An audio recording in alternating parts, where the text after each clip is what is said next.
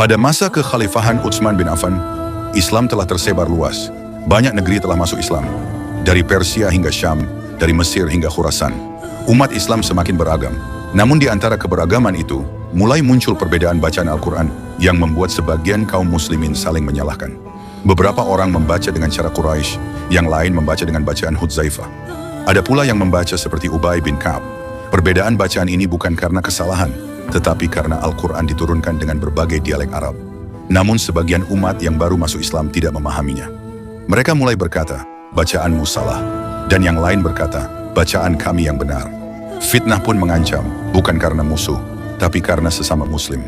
Melihat hal itu, Hudzaifah bin Al-Yaman, seorang sahabat yang berada di medan perang di Armenia dan Azerbaijan, kembali ke Madinah dan berkata kepada Utsman, "Wahai Amirul Mukminin, segeralah tolong umat ini sebelum mereka berselisih tentang Al-Quran, sebagaimana Yahudi dan Nasrani telah berselisih tentang kitab-kitab mereka."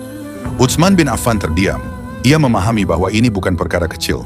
Ini adalah urusan wahyu, persatuan, dan masa depan umat Islam. Maka ia memanggil para sahabat besar, di antaranya Zaid bin Thabit, Abdullah bin Zubair, Sa'id bin Al-Ash, dan Abdurrahman bin Harits bin Hisham. Mereka adalah para penghafal dan penulis wahyu di masa Rasulullah. Utsman berkata, salinlah satu mushaf dari lembaran-lembaran yang dahulu dikumpulkan oleh Abu Bakar, lalu sempurnakan dan seragamkan dalam satu dialek. Quraisy, karena Al-Quran diturunkan dalam bahasa mereka.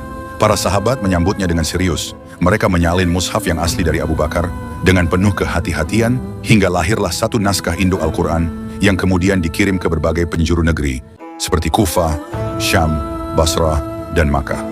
Lalu mushaf-mushaf pribadi yang mengandung perbedaan kecil dibakar dengan persetujuan semua sahabat besar, bukan karena penghinaan, tapi karena ingin menjaga keaslian dan persatuan umat.